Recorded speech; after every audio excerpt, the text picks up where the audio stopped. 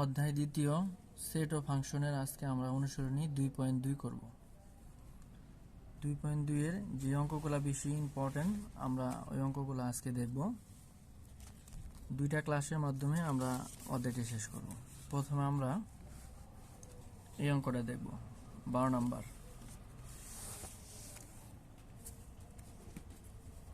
দেখো এখানে 12 নম্বর অঙ্কতে আছে f of x equal x to the power 4 plus 5x minus 3 হলে f of minus 1, f of 2 এবং f of half নির্ণয় করো।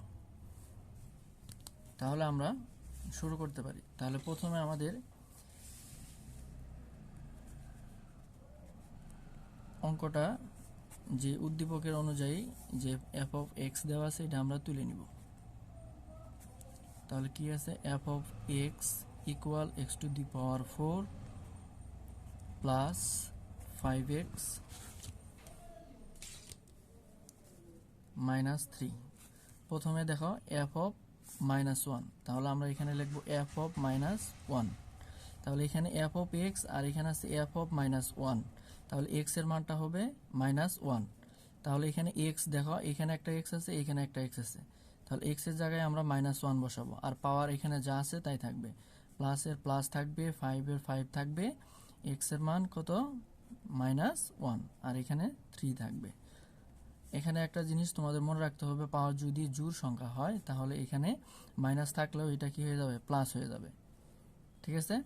আর এখানে দেখো আমরা এই সূত্রগুলো ফলো করব, যেমন প্লাস প্লাসে প্লাস হয়, গুণনের বেলায় ব্র্যাকেট থাকতে হবে, শর্ত হলো ব্র্যাকেট থাকতে হবে। মাইনাস, দুইটা মাইনাস থাকলে ব্র্যাকেট থাকলে মাইনাস মাইনাসে প্লাস হবে, আবার প্লাস মাইনাস মিলে মাইনাস হবে।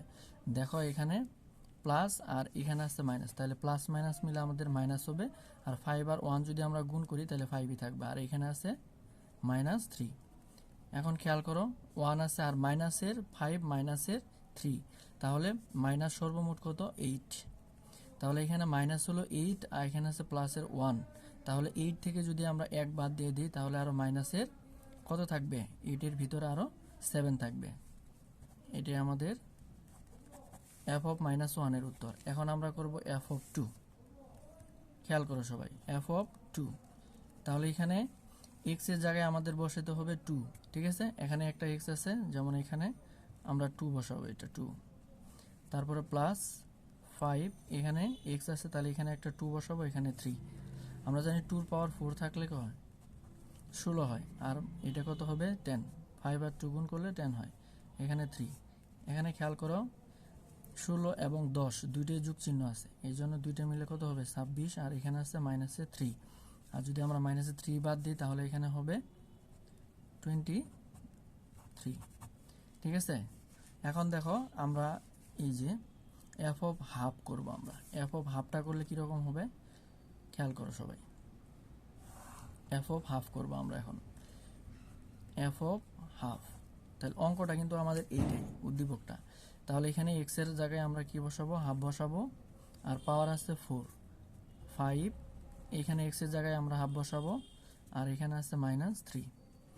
তাহলে 1 এর উপরে যদি 4 থাকে, এই 4টা কিন্তু 1 এর উপরেও আছে এবং 2 এর উপরেও আছে, তাহলে 1 এর উপরে যদি 4 থাকে তাহলে 1ই আসবে, 2 এর উপরে 4 থাকলে 16 হবে, আর এখানে 5 এই উপরে লবের সাথে গুণ হবে, 5 কে কত হবে 5, আর এখানে আছে 2, আর এখানে আছে কত 3।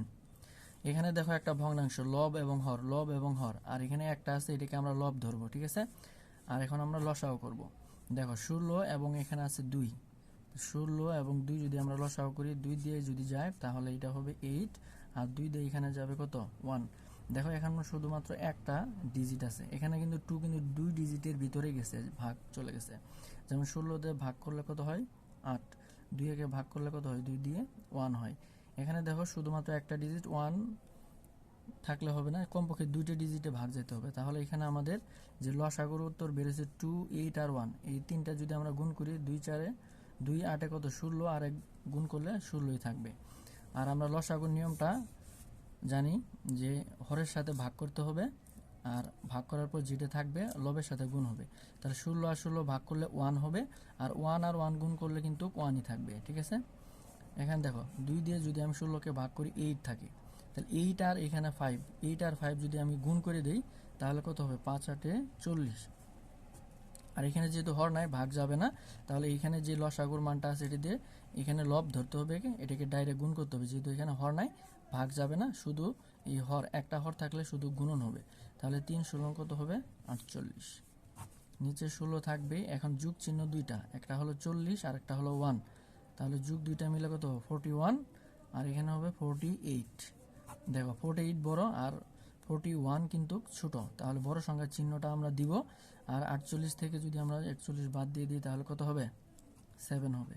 আর যেহেতু এটা ভাগ যায় না তাহলে আনসার এইটাই। ঠিক আছে, এখন আমরা 12 নম্বর করলাম। 12 থেকে এখন আমরা 13 নম্বর অঙ্কটা দেখব।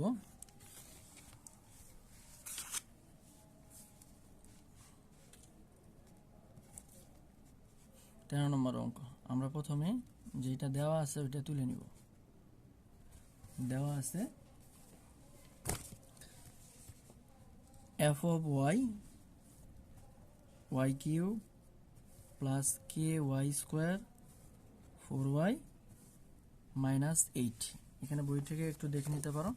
দেখো f of y cube plus ky square minus 4y minus 8 হয়, তবে k এর কোন মানের জন্য, এখানে একটা k আছে, এটার মান বের হবে। k এর মান কোন মানের জন্য f of -2 = 0 হবে। ঠিক আছে, এই -2টা এখানে যদি y এর মান বসায় দেওয়ার পর এখানে একটা k এর মান পাওয়া যাবে। ঠিক আছে, আর এই k এর মানটা ওইখানে বসাইলে এখানে 0 সমান হবে। আমরা একবার দেখে নিই অঙ্কটা। তাহলে আমরা এখানে -2 বসাবো। তাহলে -2 এখানে y যতগুলো আছে ওখানেই -2 বসাতে হবে। এখানে k আছে, এখানেও -2 বসাতে হবে। 4 এখানেও -2 বসাতে হবে। এখানে আছে 8। এখানে কিন্তু পাওয়ার বিজোড়, বিজোড় থাকলে চিহ্নটা কিন্তু থাকবে। 2 পাওয়ার কিউব করলে যে হবে 8। এখানে কে থাকবে, এখানে জোড় সংখ্যা। দেখো পাওয়ারটা এখানে বিজোড় চিহ্নটা রাখছে, এখানে জোড়, তাহলে চিহ্নটা আমরা রাখবো না। ঠিক আছে, কারণ এখানে দুইটা মাইনাস আছে, স্কোয়ার আছে, দুইটা মাইনাস মিলে কি হয় প্লাস হয়। তাহলে এখানে 4 থাকবে। আর এখানে সূত্র পড়ছে মাইনাস মাইনাসের কি প্লাস, ব্রেকেট থাকলে আগে গুণ করতে হবে। যেমন 2 4 কত হবে 8, আর এখানে আছে একটা 8। আমরা ইচ্ছা করলে এখানে -8 আর এখানে +8, এটা ইচ্ছা করলে আমরা বাদ দিতে পারি। আর এখানে থাকলো -8 আর সংখ্যাটা আগে লিখবো, কেটা পরে লিখবো। ঠিক আছে, আমাদের প্রশ্নের মধ্যে কি দেওয়া ছিল, প্রশ্নের মধ্যে ছিল এই f of -2 উত্তরটা কি হবে 0। তাহলে f of -2 এর মান আমরা কত পাইছি দেখো তো, এই মানটা এখানে বসাবো, এই মানটা এখানে, তাহলে এই মানটা এখানে বসাবো, এখন 0 দিয়ে কাজ করবো। তাহলে এখানে আছে f of 2 এর মান হলো -8 প্লাস 4k = 0। দেখো এখন k এর মান বের হয়ে যাবে। তাহলে এখানে 4k আর -8 সমানের ওই পাশে গেলে প্লাস হবে। তাহলে এখানে যদি k রেখে দিই, এটা গুণন অবস্থায় আছে, দেখো ভিতরে কোনো চিহ্ন নাই, তাহলে গুণন থাকলে এই পাশে গেলে কি হবে ভাগ হবে। ঠিক আছে, এখন k সমান, এটা যদি আমি ভাগ করি 2 হবে। এখন k এর কোন মানের জন্য 0, কথাটা কিন্তু লেখা ছিল, k এর কোন মানের জন্য এই 0টা হয়। আচ্ছা, k এর মানটা 2। আচ্ছা, মনে মনে তুমি এখানে বসায় দেখো তো, এখানে যদি 2 থাকতো তাহলে এখানে কি 2 যদি হয়তো 4 এবং 2 গুণ হওয়ার পর 8 হয়ে যেত, তাহলে +8 হয়ে যেত। আর এখানে আছে -8, তাহলে এখানে যদি +8 আর এখানে -8, তাহলে 8 থেকে যদি 8 বাদ দেওয়া হয় তাহলে কিন্তু 0 হয়। তাহলে এই কথাটা মিলে গেছে। তো এখানে যে k এর কোন মানের জন্য, মানে k এর একটা মান 2, এর জন্য এটাও 0 হবে। ঠিক আছে, আর এই অঙ্কগুলো করতে হলে তোমাদের এক্সট্রা কিছু প্র্যাকটিস করতে হবে। আমি এক্সট্রা কিছু অঙ্ক দিয়ে দিচ্ছি, এটি খেয়াল করো। এই অঙ্কের সাথে সাথে তোমরা এটা করবা। যদি f of y আমরা একটু পরিবর্তন করব, যেমন ky স্কোয়ার রাখলাম, 4টা না দিয়ে পরীক্ষাতে এটা যে কোনো সংখ্যা দিতে পারে। যেমন এখানে 8 আসছিল, আগেটাতে 8 না দিয়ে যে কোনো একটা অক্ষর দিতে পারে, এত হয়। তবে এখানে k এর, যেমন k এর কোন মানের জন্য আমরা f of, আগেটা ছিল -2, এখানে 3ও দিতে পারে, 0 হবে। এই অঙ্কটা তোমরা বাসায় করে নিবা। ঠিক আছে, আমরা এখন পরবর্তী অঙ্কটা দেখব।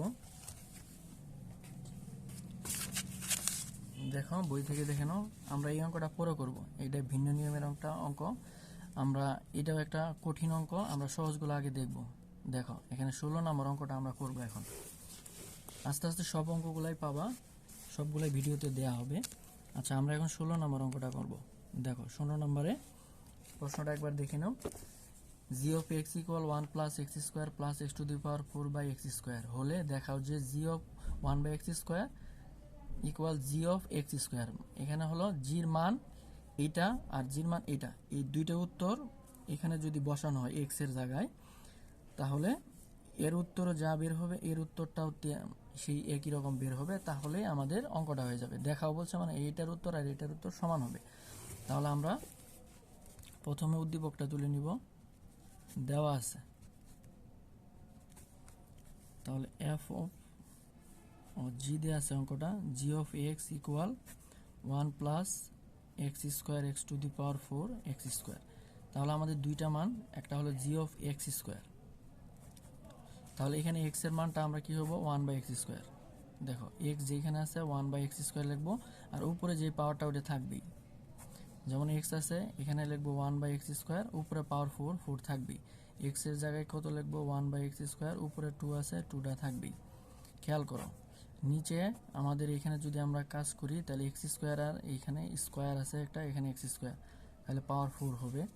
আর এখানে আছে 1, আর এখানে দেখো এটাও একই রকম এক্স এর পাওয়ার 4 হবে, আর এখানে 1, আর এখানে দেখো 1 হবে, যেহেতু পাওয়ার 4, 1 এর উপরে যেহেতু পাওয়ার দেবো 1ই থাকবে। এখানে 2 আর এখানে আছে কত 4, তাহলে এখানে হবে এক্স টু দি পাওয়ার 8। এখন খেয়াল করো নিচেরটা আমরা লিখলাম, এখানে দেখো একটা লব হর, তাহলে এখানে আমরা লসাগু করতে হবে। লসাগু করার সময় বর্ণের লসাগুগুলো অনেক সহজ হয়, এখানে তোমার ওই যে আগের মতো আর লসাগু করতে হবে না। তাহলে এখানে পাওয়ার 4, এখানে পাওয়ার হলো 8, যেটা সবচেয়ে বড় পাওয়ার এইটাই লসাগু হবে। আমরা কিছুক্ষণ আগে বলছিলাম যদি একটা লব থাকে তাহলে এই লসাগুর মান দ্বারা এটা গুণ হবে, এটা যদি গুণ হয় তাহলে এক্স টু দি পাওয়ার কত হবে 8। এখানে দেখো এটা যদি আমি ভাগ করি, এখানে 4টা এক্স, এখানে 8টা এক্স। তুমি চিন্তা করো 4টা এক্স থেকে যদি 8টা এক্স আমরা যদি আলাদাভাবে লিখি, বা সূচকের নিয়ম তোমরা এখানে দেখতে পারো, যদি পাওয়ারগুলো এরকম থাকে যেমন 8, যদি গুণন থাকে তাহলে এক্স এর এই পাওয়ারগুলো যোগ হবে, ঠিক আছে। আর যদি এখানে ভাগ চিহ্ন থাকে, যেটা আমরা ভাগ করব, যেহেতু যদি ভাগ থাকে তাহলে এই পাওয়ারগুলো কি হয় জানো, বিয়োগ হয়, তাহলে 4। এভাবে তুমি বুঝতে পারো। তাহলে এখানে 4টা, এখানে 8টা, তাহলে এখানে আরো ভাগ করলে আরো 4টা থাকবে, আর 4 যদি একের সাথে আমরা গুণ করি এক্স টু দি পাওয়ার 4ই থাকবে। আর এখানে 8টা এক্স, এখানে 8টা এক্স, ঠিক আছে। যদি আমি বাদ দিয়ে দিই তাহলে 1 থাকবে, আর যদি সূচকের নিয়মে করো তাহলে কিন্তু 0 হয়ে যাবে, ঠিক আছে। আর এখানে দেখো এক্স টু দি পাওয়ার 8 ভাগ, এখানেও এক্স টু দি পাওয়ার 8, এখানেও এক্স টু দি পাওয়ার 8, তাহলে এক্স এর পাওয়ার 8, তাহলে দেখো 0 আসে। আর এখানে সূচক অনুযায়ী এটা 1 হয়, এটা একটা সূত্র, যদি কোনো কিছুর পাওয়ার 0 হয় তাহলে 1 হয়, ঠিক আছে। এটা মনে রাখতে পারো। আর এইভাবে বলতে পারো এটাও আর এটা যেহেতু মিল আছে, এটা কাটা দিলে 1 থাকে, আর 1 দিয়ে 1 গুণ করলে 1 হয়, ঠিক আছে। তোমাদের যেভাবে সুবিধা হয়। আচ্ছা এখন দেখো উপরে যে ভগ্নাংশটা আছে এটা আমরা প্রথমে লিখবো, আর এক্স টু দি পাওয়ার 8, আর নিচের যেই ভগ্নাংশটা থাকবে এটা উল্টায় লিখবো, এখানে এক্স টু দি পাওয়ার 4, আর এই 1টা নিচে চলে যাবে, আর এই ভাগটা গুণন হয়ে গেছে, ঠিক আছে। ভাগ গুণন হলে এই নিচের মানটা উল্টে গেছে। এখন খেয়াল করো আমরা এটা সাজায় লিখতে পারি, 1টা আগে লিখবো, এক্স টু দি পাওয়ার 4টা আমরা এখানে লিখবো, আর এক্স টু দি পাওয়ার এটা আমরা এখানে লিখবো। আর এখানে দেখো 4টা এক্স, এখানে আছে 8টা এক্স, আমরা যদি এখানে ওই আগের মতোই কাজ করি, ভাগ আছে, তাহলে এটা বিয়োগ হয়ে যাবে। 4টা থেকে 8টা, যদি 8টা থেকে যদি 4টা বাদ দিয়ে দিই আরও 4টা থাকবে। দেখো এখন আমরা জি অফ 1 বাই এক্স স্কোয়ার মানটা হয়ে গেছে। এখন এই পাশে আমরা করতে পারি আরেকটা অঙ্ক আছে, যেহেতু আমাদের জি অফ এক্স স্কোয়ার করতে হবে, তাহলে এখানে এক্স এর মানটা আমরা কি বসাবো, এদিকে খেয়াল করো। আমাদের এই প্রশ্নতে এখন এক্স এর মান হবে এক্স স্কোয়ার, এই যে এক্স এর মানটা হবে এক্স স্কোয়ার, তাহলে এক্স যেখানে আছে আমরা এক্স স্কোয়ার দিয়ে দিলাম। আর দেখো এটার পাওয়ার ছিল কত স্কোয়ার, এটার পাওয়ার ছিল 4, আর এটার পাওয়ার ছিল হলো স্কোয়ার। খেয়াল করে দেখো তাহলে এখানে কত হবে এক্স টু দি পাওয়ার 4, এটা গুণ করলে হবে এক্স টু দি পাওয়ার 8, এটা গুণ করলে হবে এক্স টু দি পাওয়ার 4। দেখো তো আনসার দুটো মিলে গেছে। জি অফ 1 বাই এক্স স্কোয়ারের যে আনসারটা, জি অফ এক্স স্কোয়ারের উত্তরটাও সেম। তাহলে আমরা এখানে লিখতে পারি যে জি of 1 by x square equal G of x square. তাহলে দেখাতে বলছিল, আমরা লিখবো দেখানো হলো, দেখানো হলো, ঠিক আছে। আমরা আরও কয়েকটা সহজ অঙ্ক আছে, এগুলো আমরা দেখে নিই। যেমন 17 নাম্বার বলছে নিচের অন্যগুলো থেকে ডোমেন এবং রেঞ্জ নির্ণয় করো। দেখো ডোমেন ডোমেন ডোমেন হলো মূলত আসলে এক্স এর উত্তরটা, আর রেঞ্জ হলো ওয়াই এর উত্তরটা। এখানে দেখো একটা অন্যয় আছে, এই যে অন্যয়ের কথা বলছে। এই প্রথম যে মান আছে, এই যে দেখো দুইটা মান, ঠিক আছে, এই প্রথমটাকে ডোমেন বলবে, আর এই যে পরে যে মানটা আছে এটাকে রেঞ্জ বলা হয়। ঠিক আছে, আমরা একটা করি, দেখো কত সহজ। তাহলে আমরা 17 নাম্বারের অঙ্কটা করব। 17 ক আর অন্যয় দেওয়া আছে হলো 2,1 2,2 2,3। এখন দেখো আমরা এখানে ডোমেন লিখব, ডোমেন ডোমেন আর তাহলে এই প্রথম যে মানগুলো আছে এটার নাম হলো ডোমেন। এটি 2, এখানেও 2, এখানেও 2, তাহলে একাধিক সংখ্যা থাকলেও আমরা একটাই লিখব। যেমন 2 এখানে 3টা আছে, প্রথম প্রত্যেকটা মানই 2, তাহলে একটাই হবে। এখন আমরা রেঞ্জ বের করব। রেঞ্জ এখানে দেখো রেঞ্জ হলো পরেরগুলা, এখানে দেখো দুইটা মান থেকে পরেরটা, এখানে 1, এখানে 2, এটাও ভিন্ন, এখানে 3, এটাও ভিন্ন। বুঝছো কত সহজ? এভাবে সবগুলাই, এভাবে তোমরা এখানে সবগুলাই করতে পারো। ঠিক আছে, আচ্ছা আমরা এখানে খুবই গুরুত্বপূর্ণ একটা অঙ্ক আছে, যেমন 18 নাম্বার। ঠিক আছে, এই 18 নম্বর অঙ্কটা কিন্তু পরীক্ষায় বেশি আসে। ঠিক আছে, নিচের অন্যগুলোকে তালিকা পদ্ধতিতে প্রকাশ করে। এইখানেও কিন্তু দেখো একই রকম কথা বলছে, ডোমেন এবং রেঞ্জ নির্ণয় করো। আমরা একটু দেখে নিই, খুবই কমন একটা অঙ্ক এটা অধ্যায়ের 18 নাম্বার। তাহলে আমরা ক নাম্বার অঙ্কটা যদি দেখি, এখানে আর equal second bracket x comma y, x belongs to A comma y belongs to A এবং এক্স প্লাস ওয়াই ইকুয়াল 1। ঠিক আছে, এদিকে খেয়াল করো, এখানে দেখো এইখানে একটা এর মান দেওয়া আছে। ঠিক আছে, এটাকে আমরা ইচ্ছে করতে পারি, লিখতে পারি। তাহলে এখানে দেওয়া আছে এ ইকুয়াল সেকেন্ড ব্র্যাকেট -2 -1 0 1 2। দেখো আমরা প্রথমে এই যে এই পাশে যেই ইটা থাকবে এটাই মূলত আমাদের কাজ করতে হবে। এখানে আছে এক্স প্লাস ওয়াই ইকুয়াল 1, আমরা ওয়াই দিয়ে করব। ওয়াইটা যদি এখানে রাখি, এক্সটাই পাশে। ঠিক আছে, দেখো আমাদের কিন্তু এখানে অন্যই থেকে এখান থেকে আমাদের কি করতে হবে, ডোমেনেজ বের করতে হবে। প্রথমে এটাকে আমরা তালিকা প্রকাশ করব, প্রশ্নতে লেখা আছে, তোমরা ভালো করে দেখবা। তাহলে এখানে লেখা আছে, ধর এক্স বিলংস টু এ এর জন্য এইখানে যে মানটা পাইছি ওয়াই ইকুয়াল কত 1 মাইনাস এক্স এর মান বের করি।